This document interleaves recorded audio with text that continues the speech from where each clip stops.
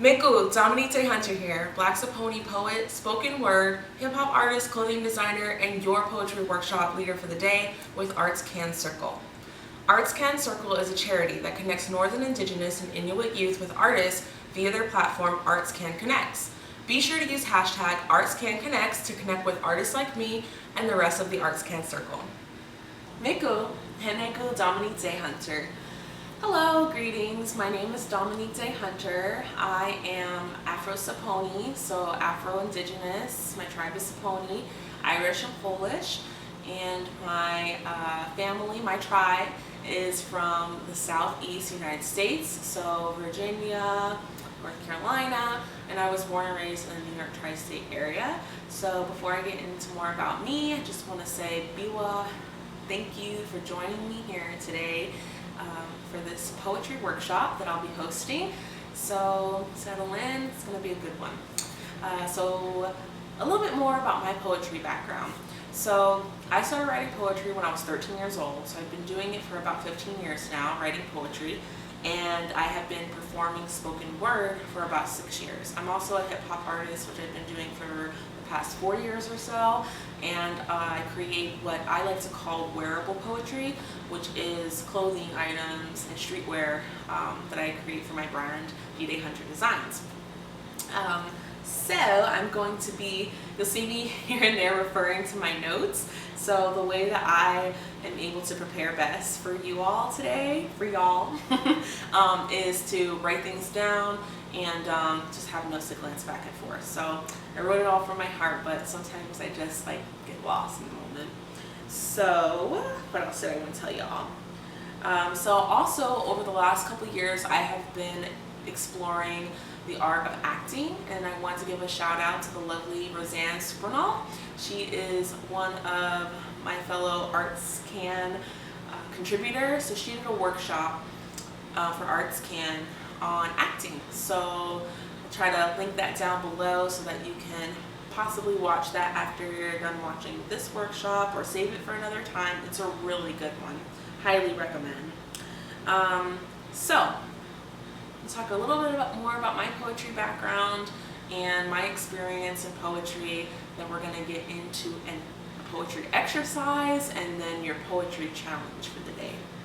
So my first introduction to poetry was much like many people who have gone through the Western school system. So poets that I was learning about were Shakespeare and T.S. Eliot, very white, male, cis male, heteronormative people. So I learned things like the iambic pentameter, and if you're not familiar with that, it's a certain structure that Shakespeare is credited with creating. That's a topic for another day. And so actually we'll get into it. So as you may know, there are a lot of people that fit into this category of cis white males in history, and they often took credit for work that wasn't theirs, and so they create these gateways. Their ideas become gatekeepers, right? They become these gatekeepers, right? And their ideas are the gates that you have to hop over before you can become an expert, right? So that is how poetry is usually taught in like a formal setting. For myself, I see poetry now through a different lens, and it's because of my experience, which I'll tell you about now. So I was pretty good at that formal stuff, but as I look back on my schooling, from grade school all the way to college, I was I got the good grades. I don't even want to say I was a good student. Not that I was naughty or anything, but I got the good grades and things like that. But what I realized looking back was that I was really just mimicking and regurgitating that information and giving it back, right? So we now understand that that type of schooling system doesn't really reflect internal growth. It really just measures how well someone is able to play the education game, right? So I started writing on my own style because I enjoyed writing. So I started experimenting. And so when I really started coming into my own with poetry was senior year of high school. So I finished my credits early so I could leave half day. I was so excited until I realized that the buses didn't run until later. And I didn't have a car, right? I wasn't one of those seniors that had a car or whose friend had a car, right? So I walked home. And so it was about 1.5 to 2 miles. So I know some of y'all are like, that's nothing. I had to walk way further. And luckily, by the time the winter came, I didn't really have to. This was in New Jersey, so not as cold as, you know, some of y'all that are watching, but I think by the winter time I was able to get a ride. Anyway, so walking home from school was a really cathartic experience for me. So it was something about the fresh air, my blood flowing, the pattern of my feet hitting the pavement or the grass or the dirt or whatever I was walking on, or the gravel, the unevenness or the steadiness of what I was walking on. That mixed with a day of learning, right? And I don't mean just learning what was in textbooks and what my teacher wanted me to like remember. Also new experiences, right? Whether it was meeting new people or the same people but seeing things in a different way, or even just like learning new vocabulary, right? Or a new topic that just was buzzing in my head. All that together created this perfect, for me, a perfect environment, like a bubble almost. And it was really quiet on my way home from school. So I was able to just really get absorbed. And so growing up, when I was 13, 14, 15, most of my poetry that I wrote was a reflection of my heartbreak and of my sadness, and a lot of that, some of it stemmed from actual heartbreak, you know, which I know there's people watching that can identify with that, and some of it reflected, you know, what was going on at home, growing up in a dysfunctional home, and sometimes those love poems or those sad love poems, really that sadness wasn't just coming from, you know, my little boyfriend that had broken up with me when I was 13, but it was deeper than that, right? And so as I got older, I began to heal. And as I began to heal, because my mom had gotten sober, we moved to a new town, so I had a somewhat new start.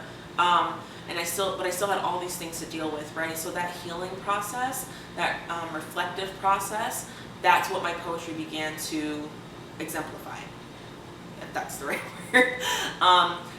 Yes, so anyway, so basically,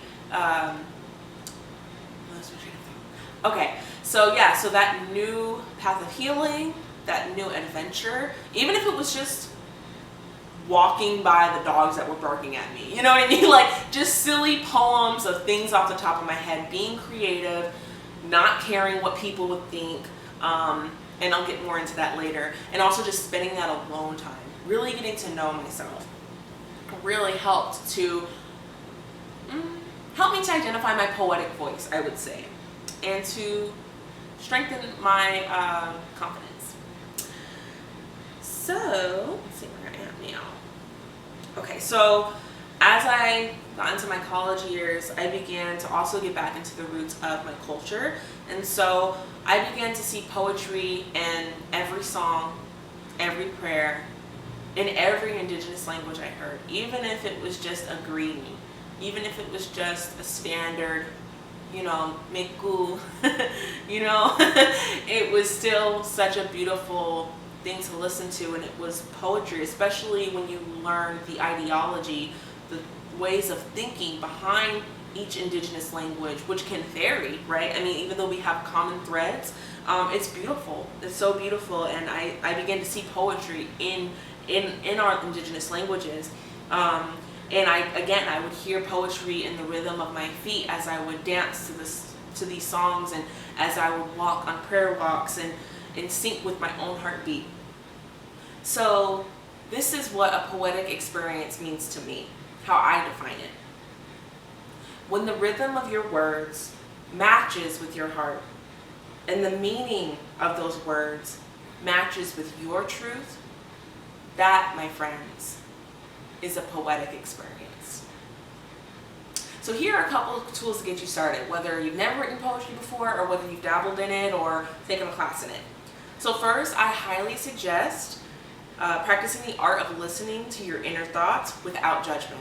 So it's really easy to say, oh, that sounds stupid, or people think I'm crazy or weird if I think that. Well, first of all, most people who have changed the world were first thought of as weird. And a lot of times the things that you're thinking, even though no one else is brave enough to say it, they're thinking it too, and you're encouraging them, not even realizing. And also, these people who changed the world, everyone still remembers them for what they did. So, you know, some people, they don't see what we see. And that's our gift of storytelling, is to help people see things in a new way. So have the courage to be yourself, because someone in the future will definitely thank you, and one of those people may even just be yourself. So second tip, while exploring your inner world, I highly recommend having a regular place where you can put your thoughts. So it could be a notebook, it could even be the notes in your phone, though if you do the latter, like I do, be sure to regularly back it up on the cloud or Google Docs or Google Drive or whatnot. So that way if your phone breaks, you know, you don't lose your work. And if you haven't already, be sure to grab your notebook and pen, or your notes in your phone or your computer or whatnot, because we're going to need that in a bit. So you can grab that and listen to me while I'm finishing this up a little bit. So I also suggest having a thesaurus nearby. So a thesaurus is, if you're not familiar, it's basically like a dictionary, but instead of defining the word, it gives you similar words, or words with similar meanings to that word, but with its own special nuance, right? So these are really helpful to kind of give flavor and spice and a certain mood, right? So for example, to say what that person did made me angry is one thing, and then to say what they did was maddening, right? Or what they did was irritating, or what they did was upsetting. Like it's like different shades, right? Just like you're painting with different shades and different colors, it's different shades of meaning, if that makes sense. So the third and last tip that I have for y'all is make a habit of creating new experiences. Again, new experiences give you new vocabulary, perspectives, and authentic emotions that are connected with that, with those experiences and with those perspectives. And this helps to elevate your thinking. Like, what is this? Helps to elevate your thinking. It also helps to elevate your writing. And what I mean by elevate your writing isn't some outside judgment on what it means to get better at something or better at writing, or it's more about your personal inner journey, right? And so what I mean by that is rising to the person you were created to be, your truest self. Okay, now we're going to jump into our exercise. So if you haven't already, be sure to grab your notebook, your pen, whatever you're going to write in. I personally prefer phone notes because I learned to type at a young age, and because my thoughts run faster than I can write out, and sometimes that my mouth can speak, as you can see. So it's a little bit faster for me to type. Everybody has their own process, so and even if you don't know what your process is, you can learn it by listening to yourself and going with your strengths, right? And doing what's true to you. So once you have your writing tools, I want you to find a comfortable place to sit where you can place your feet on the ground. Bonus points if you're able to take off your shoes. And also place your hands on your knees if you are able to. So you want to find a place that's comfortable but not too comfortable where you might fall asleep, because we're going to do a breathing exercise which can be very relaxing. So start by writing a short statement on the top of your page about how you feel right now. It might read tired, or distracted, excited, or nervous. If you feel comfortable closing your eyes, we're going to get to that in a moment, or you can lower them. So Basically closing your eyes, or at least lowering them, it helps you to avoid visual distractions and it allows you to focus on your breathing. Okay, so I'm going to ask you to arch your back and sit up straight if you're able. Roll, we're going to do some neck rolls. So you can roll your neck a couple times to the right or counterclockwise. And then we're going to do it clockwise. It's probably opposite for y'all as you're watching me. And we're going to do some shoulder rolls, backward and forward. This helps to engage your mind with your body so that you're waking up your senses. Now, with your eyes closed or lowered, we're going to do a simple breathing exercise. We're going to first breathe in through our nose for 4 seconds, hold it for 4 seconds, and let it out for 4 seconds. So let me demonstrate. Breathing in, holding for 4 seconds, and letting out for 4 seconds. As you practice this, you'll get a little bit better. Sometimes it's hard to regulate how fast you breathe in or breathe out depending on how you're feeling, your emotional state, your physical state, and how much you practice. So we'll have time to practice today. So if you're unable to breathe through your nose, you can also breathe in through your mouth and out through your mouth, and then vice versa. If you're unable to with your mouth, you can do it through your nose. And this helps to get oxygen to the brain so that, and oxygen is life, right? So you can think more clearly. So now we're going to do this for, I'm going to do this with y'all for 3 more times. And as we're doing it, notice your breath and listen and focus on your breath. As you're breathing, you may have thoughts that are trying to intrude. Simply imagine yourself laying those thoughts like leaves along a river, or perhaps scribbling them quickly onto a note in your mind and putting them in a sacred imaginary box for safekeeping, or putting them into a fire. Okay, so we're going to do 3 more times the breaths. So in for 4 seconds.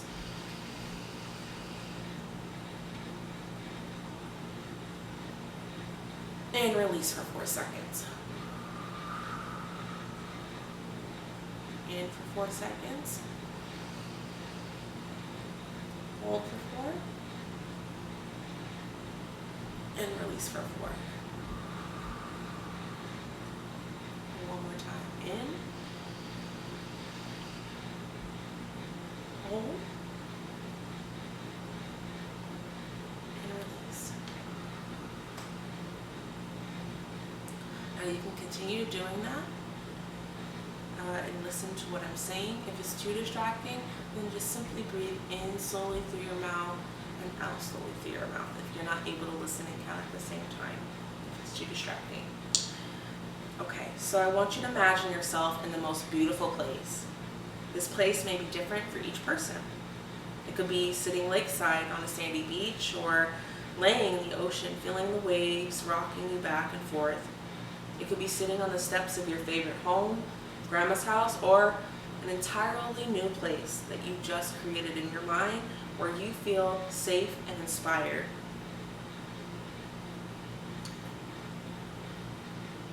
And now you can slowly open your eyes. So, without looking around you much, I want you to grab your notepad and begin to write. And next time you do this exercise, you can do that exploratory part longer if you need to. Right now, I'm kind of just walking you through it. So, grab your notepad and using descriptive words, write about the place in your imagination. Was it warm? Was it raining? Were there people there, or were you alone? What did you see? Was there a sunset or animals or a starry night sky? What did you smell? Maybe salty ocean air, or sweetgrass burning, or your favorite home-cooked meal. What did you hear? Was it the sound of the wind or the sound of your aunties laughing? Write down everything until you feel it is complete, or until you have nothing else to say. It could be 2 paragraphs. It could be 2 short sentences. If thoughts tend to slip away from you quickly, you can write down what you can, and then go back and see if there are any words you'd like to switch up with your thesaurus. You can use this to match your words to your mood of your current state of mind, which will become the mood for your poem. Or you can change the words as you go. Choose whatever feels most natural to you. Remember, the words don't have to rhyme, the lines don't have to be the same length unless you want them to. Simply listen to the rhythm of your words and write them true to your experience. Feel free to pause the video here and set a timer for 5 minutes and write until the timer is up, or until you feel you are finished. How was that? Do you feel anything different in your breathing, your body, perhaps your stomach, your shoulders, or your head? Write those feelings beneath your poem and compare it with your initial feeling statement. Do you feel the same as you did at the beginning of the exercise? Different? If so, how? Now for my favorite part, the challenge. In that one exercise, you learned and or practiced mindfulness, breathing techniques, meditation, and personal exploratory writing. Pretty cool, huh? Or I should say, hey. Not only can these techniques help you with your writing, but they're also great stress relievers. Writing itself can be a huge stress reliever if you find your niche that you enjoy, of course. Another thing that can assist you in your writing journey is reading. Some of you may love reading, and some of you may struggle. I always loved reading when I was in grade school and elementary and high school. But then I struggled with it, and I struggled with reading anxiety when I went to college. And what helped me was reading things that I enjoyed. So find something you enjoy to read. It can be novels, comic books, blog posts, long Instagram stories. I'm serious. These are all forms of reading and help you learn new words, new vernacular, which is the local way of speaking, and to a place, and concepts that will open your mind to new thoughts, ideas, and potential writing topics. I have a process personally called read, listen, write. So I read a couple of pages of a book or an article, then I listen to an informative podcast or YouTube video, and then with the mixture of visual and auditory stimuli, I begin writing. So your process may look different. The most important thing is to be true to yourself and listen to your voice, what it wants to say, and how it needs to express those thoughts. I want to say, DDaye, thank you so much for joining me today. It's been an honor, it's been a pleasure to create this module for you. If you have any questions about poetry, about spoken word, about anything that I've mentioned today about starting your creative process, feel free to reach out to me on social media. So I'm on Instagram and Twitter at DDaye Hunter, so we'll link that down below. And you can also email me at ddayehunter.com if you have any other questions. I'd be more than happy to help. Remember, to be your true authentic self is to truly reach the pinnacle of your life and to realize your purpose. So love yourself, because you are lovable, you are valuable, you are powerful. Be well. Thank you.